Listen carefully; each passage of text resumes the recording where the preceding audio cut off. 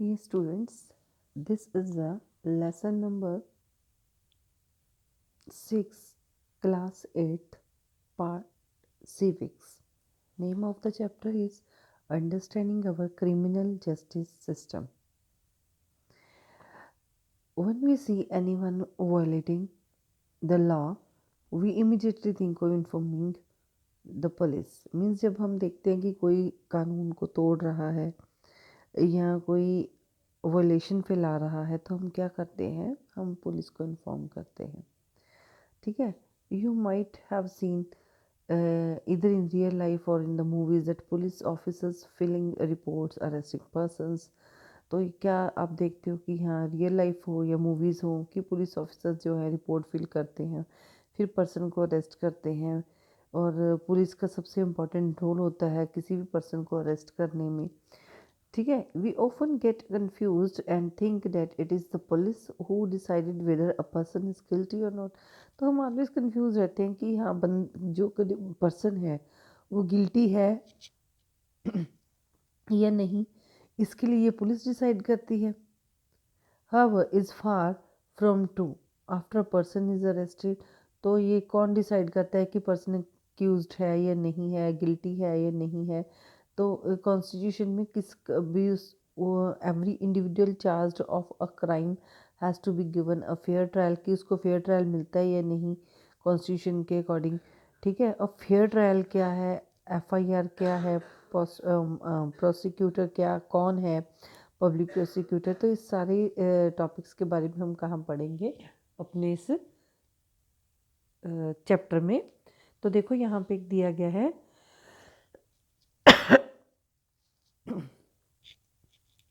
यहाँ पे दे रहे हैं. देखो सबसे पहले दी गई है डेट यहाँ पे 18/7/2006. तो ये एक रियल स्टोरी के ऊपर बेस्ड है सारा. That at their apartment in Mumbai, Mrs. Shinde is getting dressed. She has been frantically searching for her gold chain for over an hour. अब मुंबई के एक अपार्टमेंट की बात है. मिसेज शिंदे नाम की एक लेडी है जो कि बुरी तरह से अपनी गोल्ड चेन जो उन्होंने रखी हुई थी घर में उसको ढूंढ रही हैं पिछले एक घंटे से. I am sure it was in the dead drawer, where could it be. वो कहती है कि हाँ मैंने इसी ड्रॉर में रखी थी अपनी गोल्ड चेन, नाउ वो कहाँ चली गई है. लेकिन वहाँ पे उसके हस्बैंड आते हैं, वो उसको यहाँ पे आके बोलते हैं कि हाँ तुम जल्दी करो, उन्होंने किसी वेडिंग के ऊपर जाना है, कि आप तैयार नहीं हुई. तो वो कहती है कि मैंने अपनी ड्रॉर में अपनी चेन रखी थी. आई सस्पेक्ट कि हमारे घर में जो एक शांति है ब्रह्म नाम की एक जो मेड है उनके घर में काम करती है. तो वो कहती है अपने हस्बैंड को कि मुझे श्योर है कि हाँ I suspect that she has stolen her chain, कि उसने उसकी जो चेन है वो चुरा ली है. ओके. अब वो शांति को बोलती है कि हाँ क्या तुमने चोरी करनी भी शुरू कर दी है, मेरी गोल्ड की चेन तुमने चुरा ली है. Bring your trunk. वो कहती है अपना ट्रंक लेके आओ, I want to check it. मैं पहले इसको चेक करूँगी उसके बाद मैं पुलिस को बुलाऊँगी. लेकिन जो शांति वो क्या बोलती है, madam I haven't stolen it, madam मैंने इसको चुराया नहीं है. तो Mr Shinde searches Shanti's trunk and find an envelope with the ₹10,000 in it. 10,000 रुपये का एक एनवल्प उनको उनके बैग से शांति के ट्रंक में से मिलता है. शांति कहती है कि मैंने ये पैसे जो हैं वो चुराए नहीं हैं. मतलब वो चिल्लाता है कि शांति को ये पैसे जो हैं वो उस चेन को बेचकर ही मिले हैं. लेकिन वो क्या बोलती है, वो कहती है साहब my brother and I have been saving, कि जो ये पैसे हम एक साल से हम लोग ये लास्ट 1 ईयर 1 साल से मैं और मेरा भाई जो है ये सेविंग करके भेजें ताकि हम गांव में जाकर एक बैल खरीद सकें. Madam I am innocent. Mrs Shinde has come to the police station. Mrs Shinde जो है वो पुलिस स्टेशन में आती हैं, एफआईआर लिखवाती हैं अपनी मेड शांति के लिए कि उसने उसके वाइफ का जो है नेकलेस को उसको चुरा लिया है. सब इंस्पेक्टर रॉय हैं रॉय, जो मिस्टर छिंदे के लिए की एफआईआर को लिखते हैं. अब मिस्टर छिंदे जो हैं वो सब इंस्पेक्टर रॉय दोनों वापस आते हैं. तो वहाँ पर आकर वो उनकी स्टेटमेंट लेते हैं। Mr Mrs Shinde make about the theft, let me seal the envelope. जो मिस्टर रॉय इंस्पेक्टर हैं वो क्या करते हैं, उसके जो शांति का एनवेल्प है 10,000 रुपये वाला, उसको सील कर लेते हैं, अपने अंडर कर लेते हैं और उसको अरेस्ट कर लेते हैं। तो शांति चिल्लाती है कि सर प्लीज़ मुझे अरेस्ट मत कीजिए, don't let him take me, have not stolen the chain, I have not stolen the chain. तो वो चिल्लाती है कि हाँ मुझे मत पकड़िए, मैंने ये पैसे मेहनत से इकट्ठे किए हैं। Sushil Shanti's brother arrives and pleads with S.I. Roy and release Shanti. वो उनको प्रार्थना करता है, रिक्वेस्ट करता है कि प्लीज़ आप शांति को ना पकड़िए। उसका ब्रदर आता है कि हाँ ये निर्दोष है, इसको मत अरेस्ट कीजिए, गोल्ड चेन इसने नहीं चुराई है। But where will I get the money to hire a lawyer. तो वो क्या कहता है, मिस्टर रॉय कहता है कि मैं इसमें कुछ नहीं कर सकता, तुम्हें अगर ज़्यादा ज़रूरत है, इसकी बेल चाहिए तो जाओ अपने पैसे इकट्ठे करो और इसके लिए एक वकील करके लेके आओ, ठीक है। You have taken all the our savings and sealed it. वो अब उसका ब्रदर कहता है कि मैं कहाँ से वकील को लेके आऊँ। वो इंस्पेक्टर से कहता है कि आपने तो हमारे सारे पैसे ही सील करके रख लिए हैं जो हमारी सेविंग थी, अब मैं अपनी सिस्टर के लिए कहाँ से वकील करूँ, ठीक है।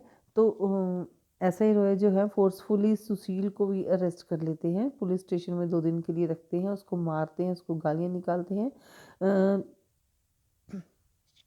अदर कांस्टेबल्स हैं जो वो भी उसको मारते हैं, वो उसको मारते पीटते हैं। He and his sister Shanti had a gang of domestic servants that have stolen jewellery from other homes. वो उनको प्रेशराइज करते हैं, ये कन्फेस करने के लिए मजबूर करते हैं कि शांति और उसका भाई उस डोमेस्टिक सर्वेंट के जो एक गैंग का हिस्सा हैं जो घरों में ज्वेलरी को चुराते हैं। Okay, they have been other complaints of the theft and jewellery from Shinde's neighbourhood. Shinde के नेबरहुड से उनको और भी कई तरह की चोरी के जो है जो रिपोर्ट्स मिलती हैं, इसलिए वो ऐसा करते हैं। As Sushil keeps repeating that he is innocent factory worker, the police let him go after 2 days. वो चिल्ला चिल्ला कर कहता रहता है कि वो एक फैक्ट्री में काम करता है, उसने कोई चोरी नहीं की, तो पुलिस उसको 2 दिन के बाद छोड़ देती है। अब नेक्स्ट डेट क्या आती है, 23 अगस्त 2006। उस डेट की बारी आ जाती है, वो दिन आ जाता है यहाँ पे। Although the court granted bail to the Shanti. अब शांति को 1 महीने के बाद बेल तो मिल जाती है, लेकिन वो बाहर नहीं निकल पाती क्योंकि बेल के लिए उनको 20,000 रुपये भरने होते हैं, वो उनके पास होते नहीं हैं, इसलिए उसको जेल में ही रहना पड़ता है। अब वो यहाँ पे सोचती रहती है कि अब वे बाहर कैसे जाएगी, क्या करेगी, क्योंकि उसके पास तो पैसे नहीं है, बेल तो उसकी होगी लेकिन बाहर कैसे जाए। तो इस तरह से वो कहती है कि मालकिन ने उसके ऊपर जो इल्ज़ाम लगाया है वैसा तो उसने किया ही नहीं है। तो इस तरह से वो सोचती रहती है जेल में। अब नेक्स्ट डेट आ जाती है 14 सितंबर 2006। The police files a chargesheet in the magistrate's court. अब मैजिस्ट्रेट के कोर्ट में एक चार्ज शीट फाइल हो जाती है। Court gives a copy to the charge sheet including statements of the witnesses to Shanti. Shanti को वो विटनेस स्टेटमेंट की कॉपी दे दी जाती है। Shanti tells the court that she has no lawyer to defend her against this false case of theft. चोरी का झूठा इल्ज़ाम उसके ऊपर लगा, उसके लिए उसके पास कोई भी वकील नहीं है। Then magistrate appoints advocate Kamla Roy as Shanti's defence lawyer at the court government's expense.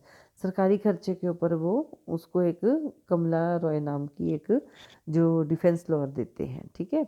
According to article 22 of the constitution, Indian constitution article 22 में है कि fundamental right to be defend by the lawyer, कि एक हर पर्सन को ये एक फंडामेंटल राइट है कि वो अपनी डिफेंस के लिए एक कोर्ट से उसको लॉयर मिलता है। और उसी तरह से आर्टिकल 39A भी कॉन्स्टिट्यूशन में है, जिसमें है कि place a duty upon the state to provide a lawyer to any citizen who is unable to engage one due to poverty और अदर डिसेबिलिटी, कि उनको एक लॉयर दिया जाता है किसी भी एक शहरी व्यक्ति को दिया जा सकता है जो कि किसी भी कारण से, अपनी गरीबी के कारण या किसी और डिसेबिलिटी के कारण, अपने लिए कोई भी लायर अरेंज नहीं कर सकता। तो कॉन्स्टिट्यूशन में ये लॉ बनाए गए हैं, आर्टिकल्स हैं जिनमें ये राइट, फंडामेंटल राइट दिया गया है सिटीजन्स को। अब देखो यहाँ पर क्या होता है, here are my case papers.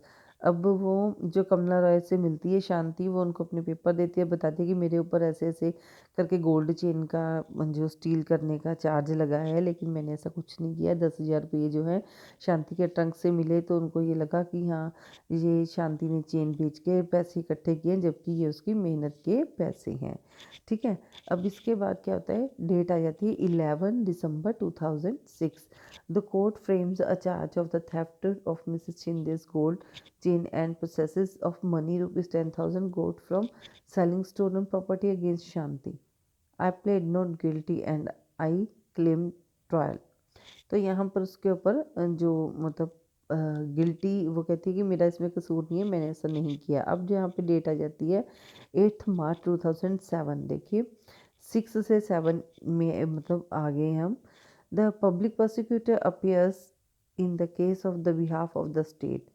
He represents Mr. and Mrs. Shinde as a key witness. इन दोनों को वो मिस्टर मिसेस शिंदे को की विटनेस के रूप में जो है पब्लिक प्रोसिक्यूटर हैं वो उनको यूज़ करते हैं। So tell me Mrs Shinde, how did the gold chain go missing. अब उससे वो पूछते हैं, तो यहाँ पर वो बोलती है कि मैंने एक ड्रॉर में अपनी चेन रखी थी, तो शांति के बिना घर में और कोई बाहर वाला आता नहीं है। 10,000 रुपये उसके इन्वॉल्व में से निकले हैं, तो हमें पता है कि इसने हमारी चेन बेच दी है और इसलिए उसके पास 10,000 रुपये हैं, तो उसी ने ये चोरी की है। Next advocate Roy cross examines अब the prosecution witness Mrs Shinde. Prosecution के विटनेस मिसेस शिंदे को वो क्रॉस एग्जामिन करती है। वो कहती है कि हाँ, क्या आपने शांति को चोरी करते हुए देखा है? No did you recover the chain. ठीक है, तो वो इस तरह से उनको पूछती है कि आप हर महीने उसको 1,000 रुपये सैलरी का देते हो। तो इस तरह से 20/4/2007 को एडवोकेट रॉय जो है सुशील और उसके and his employer as defence witness through their testimonies, she is able to show that the 10,000 found in Shanti's trunk could well be a earning of Sushil और शांति। ठीक है, तो अब यहाँ पे क्या होता है, इतने में 14 डेट 14 मई 2007 को एक मतलब पुलिस को पता चल जाता है कि जो मिसिस शिंदे के बेटा भी उस बेटे के फ्रेंड हैं, एक गैंग है उनकी सोसाइटी का, उनके नेबरहुड में ही उन्होंने ये चेन चुराई है, उन्होंने एडमिट कर लिया है, जो लड़के पकड़े गए हैं। ठीक है, तो इस तरह से जो वो है हमारी शांति है, वो निर्दोष साबित हो जाती है और उसको रिहा कर दिया जाता है। उसके 10,000 रुपये भी उसको वापस दे दिए जाते हैं। From the above incident you can see कि इसमें 4 जो मेन प्लेयर्स थे क्रिमिनल जस्टिस सिस्टम में, ठीक है, एक पुलिस, एक पब्लिक प्रोसिक्यूटर, एक डिफेंस लॉयर और एक जज। अब पुलिस ने अरेस्ट किया, पब्लिक प्रोसिक्यूटर जो सरकारी वकील है वो केस लड़ रहा है उसकी तरफ से, डिफेंस लायर है वो भी सरकार की तरफ से ही आता है जो उसको प्रोटेक्ट करने के लिए काम कर रहा है। ठीक है, अब जज है जो सारे लॉज को, सारे सबूतों को, हर सिचुएशन को देखता है और उसके बिहाफ पर वो डिसीजन देता है। ठीक है, this is the end of the first video. Next part will be in the next video. Okay.